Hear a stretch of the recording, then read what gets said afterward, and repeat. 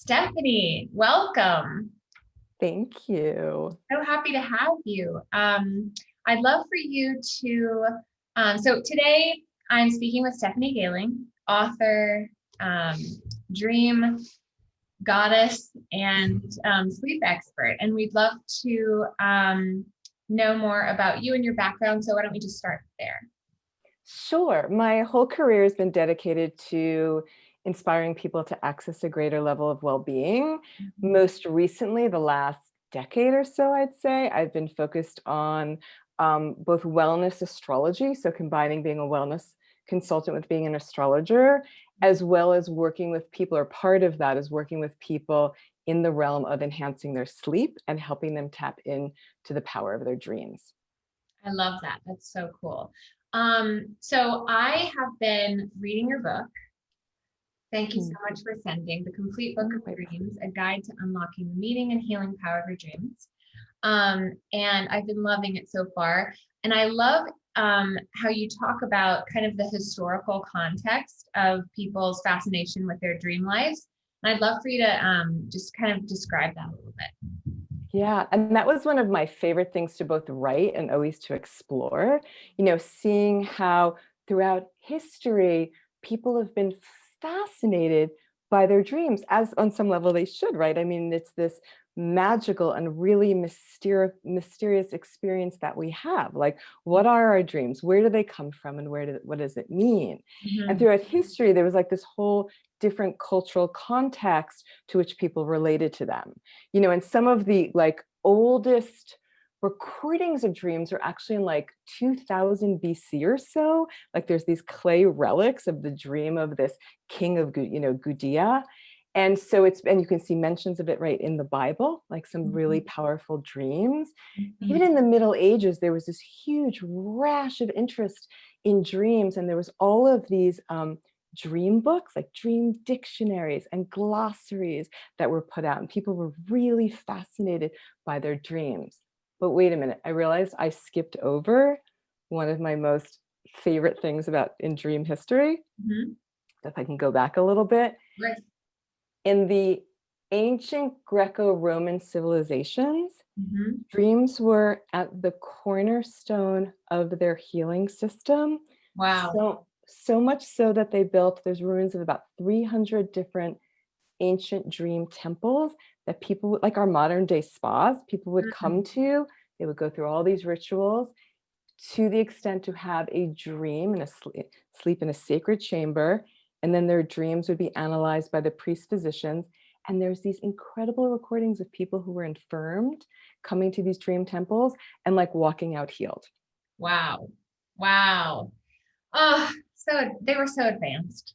So advanced, right? Exactly. Wow, that's so interesting. I feel like you could probably write a whole book on that, and people probably have. So yeah, so I'd really love to also know about. I mean, I was reading in your book. I mean, we have really been fascinated. Humanity has really been so fascinated with dream life throughout history, as you mentioned, and even into modern day psychology with Freud and Carl Jung. And can you kind of speak to that just a little bit? Yeah, so it's interesting too, in the history of dreams, it was pretty much this like collective, right? This sort of collective awareness. What does this dream mean? But when Freud came along, right, he started to personalize it, right? That it wasn't just that you're maybe getting a divine message, but you were also getting insights that could help you understand your emotional nature, right? Your deep psychology. So it became much more personal, and so since the early 20th century, since Freud's interpretation of dreams, dream work then became sort of part and parcel with many of the schools of psychology. Right.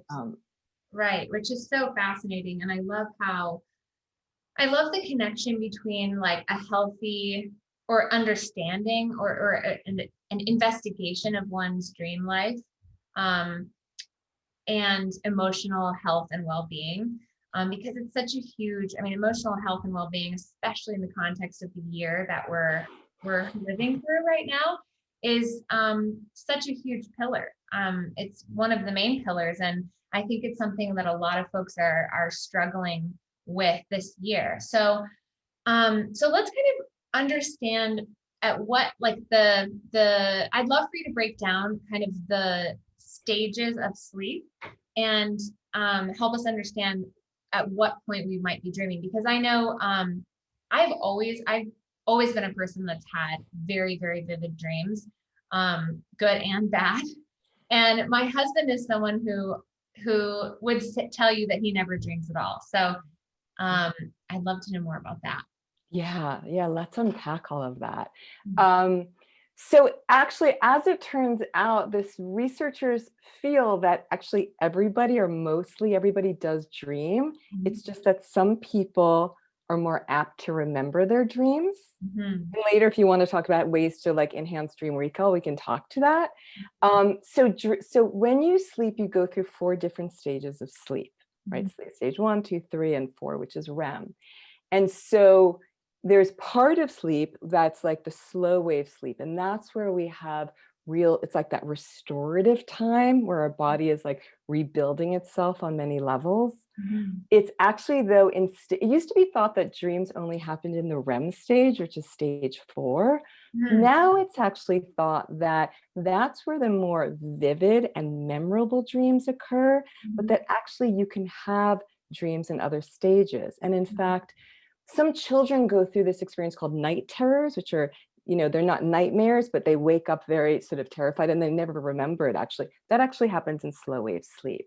But Mhm. for the most part, you get those vivid, rich dreams in REM. And what's interesting is that we go through these cycles of about 90 minutes for 1, 2, 3, 4, and then we go back again. And Mhm. the times that we spend in them change as they subsequently occur. And the longer you sleep and the more sleep cycles you have, the longer REM takes place. And Mhm. that's why it's those dreams, usually in the early morning, that Mhm. you remember the most, because they're Interesting. the most vivid and the longest. And that people who have insomnia and don't sleep that 6, 7, 8 hours are also more apt to not remember their dreams. Okay, so you're saying that we might have 2 to 4, or as 1 to as many as 4 REM cycles in a single night Yeah, because of the 90-minute sleep cycle. Wow, that's exactly. interesting. I'm kind of remembering now, as you say, the 90-minute sleep cycle. I have a toddler, and so I've been kind of obsessed with his sleep for a long time. And I remember reading a book that said that all humans do sleep in cycles, but I didn't put together the fact that we're going through all 4 stages in each cycle. So you mentioned there's slow wave sleep, REM sleep, and what are the other 2? Yeah, there's like sleep stage 1, 2, 3, and 4 is REM, Mhm. and one of the 2 or 3 is the slow wave sleep. Got it. By Okay. the way, can I say one quick thing, because you brought up that you have a toddler? Mhm. It turns out that little ones actually spend much more of their sleep cycle in REM Mhm. than we do as adults. So the amount of REM actually decreases as we get older. And I think that's what led scientists to think also the importance of REM for our growth, right? Mhm. For restoration and growth of our bodies, that it also Mhm. plays a role not just in dreaming, of course, Mhm. but in also development of our minds, and Absolutely. our bodies. Yeah. Okay. So that's a great segue into how sleep affects the physical body and affects our health. Yeah, I mean, there's so many research studies that link it to all of these, an array of conditions, right? Or physical functions. So lack of sleep has been connected to dysregulation of blood sugar, Mm. to different variables related to heart health, and also immune system functioning. But it's not just in the physical realm, it's also in the mental and emotional realm. Mhm. If we're tired, right? I'm sure, I've had this experience numerous times. I'm tired, right? We're tired, we're stressed, we can't cope, we have less resilience, Mhm. we can't function as well. Also, it's been found that getting adequate sleep helps with your mental activity, with your concentration, your memory. There's some research study that also showed that it adds to both having, since it adds to having a better mood, that people who sleep well, their relationships are better, I believe that. which makes sense, right? So yeah, I mean, it plays an incredible role. I mean, it's so important to, people say, well, I don't want to sleep. I have so many things to do. I need to be more productive. I need to be more successful. But sleep is one of, to me, the primary ingredients of that, of having a successful life in every which way. Mm-hmm. Yes, that is so true. I mean, I've experienced both sides of that coin, definitely myself, and especially this year. And it does feel like once you get into a kind of this negative feedback loop of getting stressed, not sleeping, being stressed that you're not sleeping, being tired all day, and then, they say when babies are overtired, they just won't sleep. So there's this saying, sleep begets sleep. So I think that's probably true for all humans as well, right? So how do you break that negative feedback loop? How do you break out of that if you find yourself in kind of that spiral? Yeah, and I think that's so important that you brought it up, because it does, like, sleeplessness begets sleeplessness, et cetera, et cetera. So I think the first thing to do is to cherish your sleep. Know that it is such an essential ingredient in your well-being, your well-being in all aspects of what that means to you. So if we can elevate it and we can revere it, then we prioritize it. Right. So to me, that's step number one, right? The valuing of it and the reverence of it. Then also it feels like, the next step with that then is to carve out, time, we have time of waking and time of sleep. I mean, one of the core principles in sleep hygiene, which is part of the cognitive behavior therapy approach to sleep, is to have a consistent sleep cycle. Or consistent. So say to yourself, okay, and I need 8 hours of sleep. I normally have to get up at 7 o'clock, work backwards. What time is that? Give yourself, say, a half hour or so before that to go into bed, to start to unwind.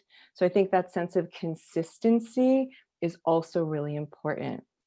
But I think also too, and I found this to be true for so many people that I've worked with, is also, but even before that, making that space to unwind, right? Not coming off of like a Netflix binge, and like a late meal, or like a reading of, so doom scrolling Instagram or Twitter, right? Like, and going right into bed. Take a half hour, an hour, whatever you can give yourself to unwind. Perhaps turn off your digital devices. Take, do something relaxing. If that's for you, reading a book that you can luxuriate in, making a beautiful cup of tea, taking a bath with Epsom salts and maybe essential oils. The other trick to that with the bath is it's not just that it's so relaxing, but it's been found, research has shown that if you take a bath for about 20 minutes, a hot bath, it obviously elevates your body temperature. And then when you get out of the bath, your body has to work to like reduce your blood temperature, and that sends a soporific signal to your body to go into sleep. Wow. So that's a really nice thing too. Right, because your body temperature does lower just a bit when you sleep. Is that correct? Exactly. And that's why they say too, like, it's important to keep your room temperature, if you can, at like 65 degrees, because this is sort of the signal that sends to your body to lower, and then it can like cross that threshold to go into slumber. I love that. So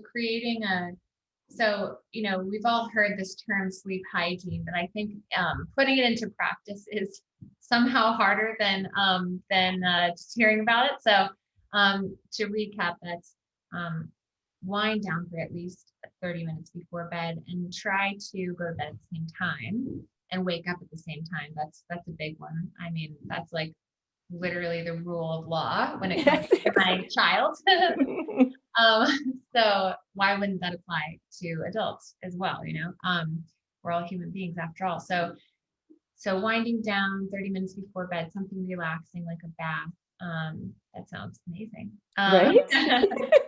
And a little bedtime ritual, like a cup of tea or a good book, is always like great to signal the brain, okay, now it's time to rest.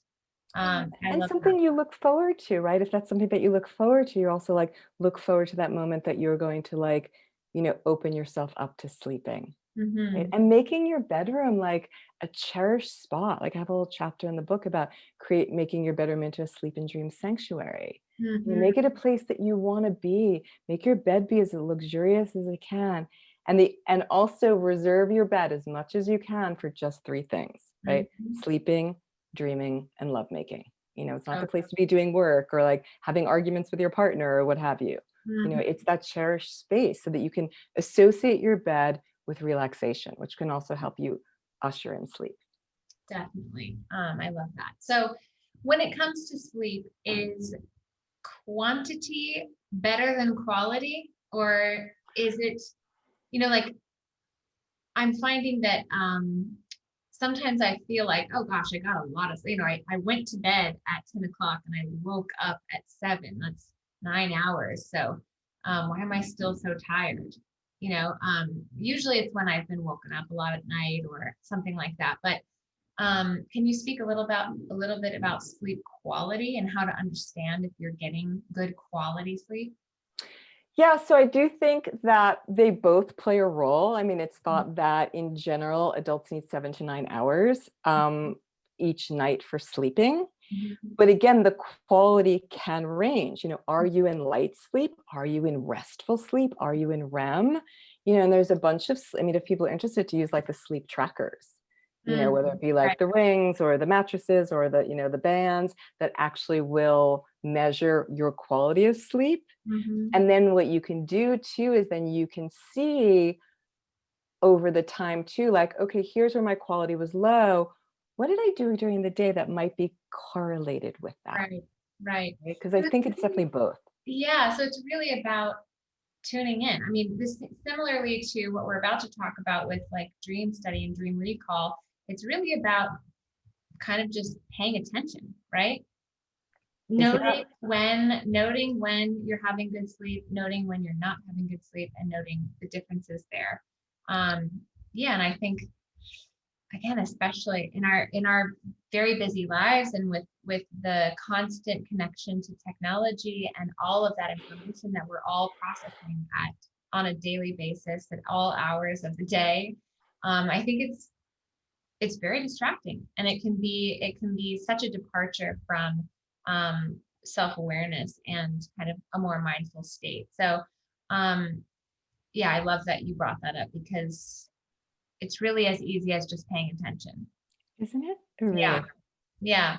So I would love to know, let's get into the juicy stuff about dreams and how we can start to remember our dreams and how we can start to use dreams as a way to process emotions and to understand, yeah, to reach a deeper understanding about what's going on in our lives.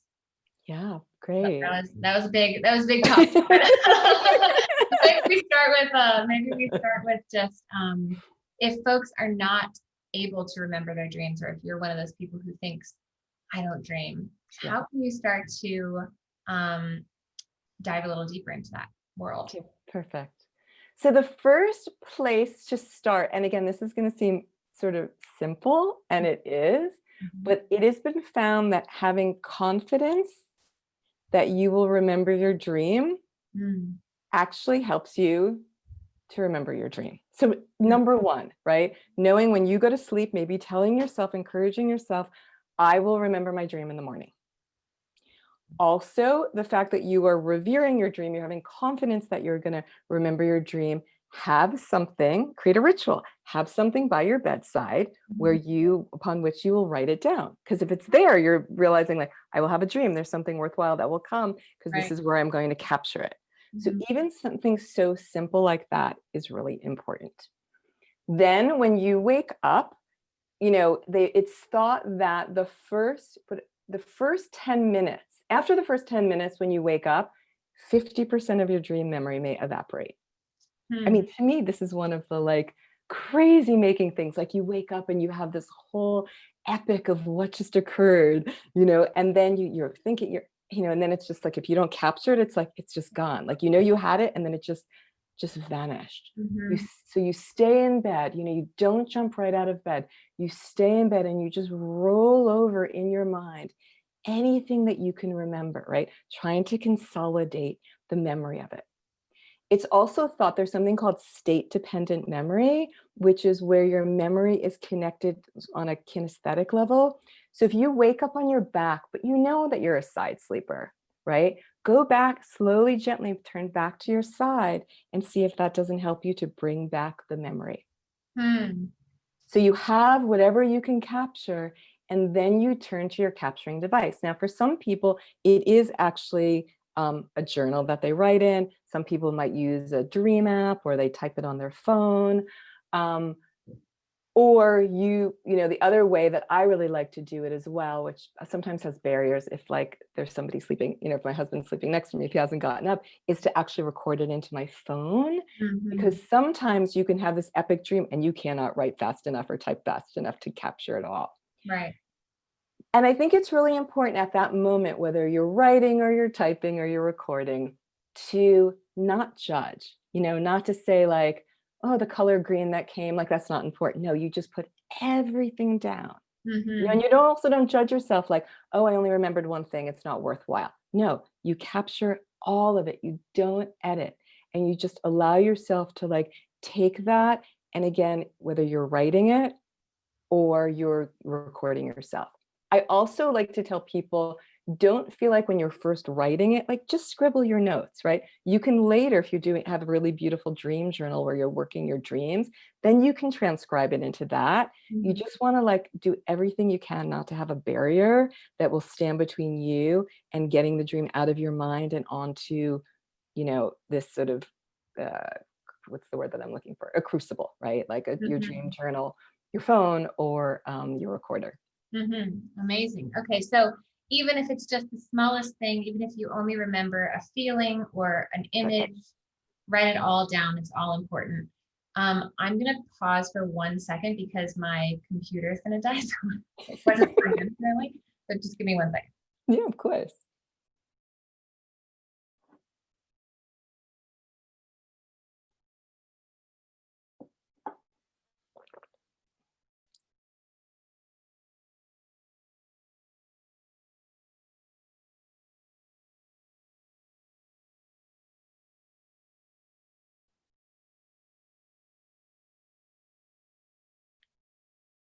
Oh, I can't hear you. All right, we're back. Oh, now I can hear you. Okay. Hi. Okay, cool. So everything's important. Write it all down. I love that. And so then how do you start to unpack what you're writing? What you're dreaming? So a couple of things with that is, and that's why I like to like have, when I write it down, or let's say I transcribe it, I do it in my phone, just to not have it like go right into that beautiful dream journal that you work, just have it write it down, so that you're not editing yourself. And then I like that process too of then transcribing it, because you have another opportunity to visit that dream. And then you can, oftentimes just sitting with it in and of itself is something, oh, that crow, I remember that right? You start to see, where is this leading me to? Sometimes what I'll do is I will, for even myself or the people that I work with, put like, if there's an image, put it in a circle, right? And then just sort of have spokes and see like all the things that I feel like it might connect to or it might remind me of. I think it's also really important, and I'm glad you brought up feelings, right? It's not just the images or the plot line or the characters, even just knowing like what you felt is really important. So then what's also really important, I mean, oftentimes we do dream of things that were really on our mind in the day or days before, to really look to see with what arose, how can I put that into context also of what's going on in my waking life? What answers does that give me? What other perspectives does that share, right? Because it's our subconscious from which the dream is arising, which is the part of ourselves that's usually on, having siesta, right? When we're like navigating our busy days and our conscious minds need to be so active, right? So it's almost like the partner to your conscious mind. What is it adding to the conversation? Well, and it's interesting thinking about, as you were kind of talking about the subconscious, it's really interesting thinking about the human brain and how um, the different uses for the human brain, right? There's our waking life where we kind of believe that we're guiding the ship, and then our sleeping life where, um, a lot is going on. There's a ton of brain activity happening, but the experience of having the dream can be very surprising and feel as though you are definitely not driving the ship and things are just coming up. So, but it's all coming from the same place, which is just so fascinating to think about. So what are some, and you kind of talk about this a little bit in your book, but what are some of the theories that people have, and various, people who study dreams have, dreams and sleep, about the function of dreams? Right. And there's definitely varying perspectives on that. Mm-hmm. There are some researchers who feel like it's just a physiological function, right? And it's just sort of like the clearing of the space, and it's not necessarily meaningful. Mm-hmm. That's sort of a small fraction of people. A lot of people feel that the dreams are bringing awareness to us. And we can look from, which is what I'm really aligned with, like a Jungian perspective, Mm-hmm. right? Like that the dreams are a conduit to bring us towards greater holistic individuation, right? Because they allow us to tap into that other part of our mind, Mm-hmm. right? Where our intuition, where our imagination, where that feeling sense lives, so Mm-hmm. that we can take that and the wisdom that's within that and marry that with our waking mind, Mm-hmm. right? To have a greater level of holistic well-being. Yeah, I love that. I tend to agree with you that there is definitely something emotionally, I think there's an emotional process happening in our dream lives. And um, just the simple fact that we can be other places and have these that we've maybe never seen before, or we don't know that we've seen, is just so fascinating. I love you know breaking that down. So when you're creating your dream journal and you have your symbols and your kind of themes, do you tend to start to see patterns? I mean, I definitely feel that you can start to see patterns, right? A lot of people will say, like, I have this recurrent theme in my dream. Some people, it's like this exact image, right? Or the exact place that will Mm-hmm. come up and again. Other people have different sort of themes that may show up differently, but there is that consistent theme. One of the things that I talk about in the book, which has been a really powerful strategy I found for people, is that, and I'm very into like pattern finding, if you will, Mm-hmm. is that say you have a dream that, and a crow, I think that's the example I use in the book, is a recurrent theme. So Mm-hmm. you are writing, this day I had this dream, and and you're documenting a lot of things in your dream journal. Here's my dream. Maybe if you're into the moon cycles, it was a full, the moon cycle, where you were on your cycle, if you will, Mm-hmm. what you were thinking about when you went to sleep, what's on your mind. And then you can start to see, like, if, say, the crow appears as a recurrent symbol, you cross-reference that with the other things that were occurring, and you can start to break down what that crow might represent. I love that. So that is definitely one way to access, again, your own personal symbology. And a lot of, I do think that the dream dictionaries, for example, or the symbol books that have been, very popular throughout history, especially as I spoke about in the Middle Ages where that started, or one of the most ancient dream journals from, like, right around, I think it was the 2nd century AD, dream dictionaries. But still a lot of people feel, right, that, like, what a symbol means to you, right, is different than what it means to me. Yes, there's that archetypal meaning of it that we are all accessing. But Mhm. depending upon our culture, depending upon our experience, my experience of my waking life experience of what crow means may be different than you. Right. And so I do think those are a good place to start, but Mhm. I would never take those sort of lock, stock, and barrel and say, like, X means Y. So this must have meant that's in my dream. Right. Still to work it for yourself. What does this Mhm. mean to me? Right. Which is essentially a mindfulness practice. It all comes back to that, doesn't it? And I think there's been a really more broadened interest in mindfulness and meditation, and how there is so much science backing up the benefits of that kind of work. And so yeah, this is just another type of mindfulness practice, tuning into and paying attention to, eliminating all distractions, paying attention to what's going on in your emotional life and in your brain and inside your head. So I just think I love that. So and meditation itself and being in a meditative state can also be so relaxing and can help us slip into sleep. As I was reading your book, I saw that you had a couple of meditation practices for I think it was maybe talking about like tools for people who have a hard time sleeping.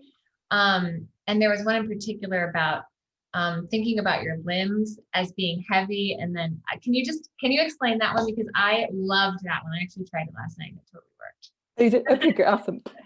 So yeah, so what you do is you work your way up your body, right? And you like focus on one area of the body, right? And you feel into that part of your body, like, and there's something that you repeat, my legs are heavy, I feel this, and you work yourself up. It's progressive muscle relaxation.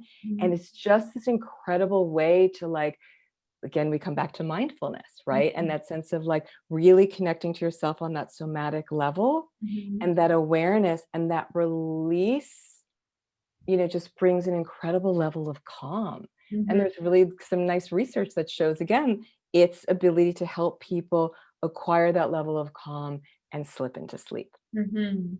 And when you're in that state, you're more, because you're kind of still in that state in those first 10 minutes after you wake up. And so you can I think you can probably access your subconscious a little better when you're still in that kind of half sleeping, half waking, hence the importance of keeping a writing tool by your bed, or a tool to record your dreams by your bed, and making that a practice. I love that so much. Yeah. And can I say one thing about meditation, just because you brought that up? It's interesting too, and this sort of weaves like meditation, mindfulness, and even dream recall, that it's found that people who meditate actually have better dream recall. And actually people who meditate are able to more to lucid dream more often, or there's a correlation with that. And I think too, it's again opening up to that part of our brain and having that like sort of communication line, right, between different levels of consciousness. I love that. I mean, yeah, anything that you want to improve, you have to practice. And you have to make it a practice, right? Seems so logical, but especially with meditation and dream study and dream recall and good sleep, you have to make it a practice. You have to set yourself up for that success. So I love it. I'm super inspired to start a dream journal myself. So thank you for that. And I would love to let the people know where we can find you and connect with you online, or where can we reach you? Yeah, a couple of places. So my website, which is stephaniegailing.com. I also have a monthly podcast with a colleague, Megan Skinner, and that's sodivine.us. And I'm on Instagram at Stephanie_Gailing, as well as a new project that I'm working on, which is called My Stellar Year. Both of those you can find on Instagram. Amazing. So awesome. I'm excited to hear more about My Stellar Year. Yeah, I will send you information on it. It's going to be really amazing. Awesome. That's so great. Well, Stephanie, thank you so much for taking the time. I really, really appreciate it. I think that people are going to get a lot out of this conversation and hopefully be inspired to check out your book and go a little deeper into their own dream lives. And since we're going to be releasing this on the winter solstice, the longest night of the year, we thought, who better to talk to but Stephanie about exploring our sleeping lives. Thank So you, anyways, thank you Ashley. so much for being here, and super excited to get this out into the world. Thank you, Ashley. All right, see you later.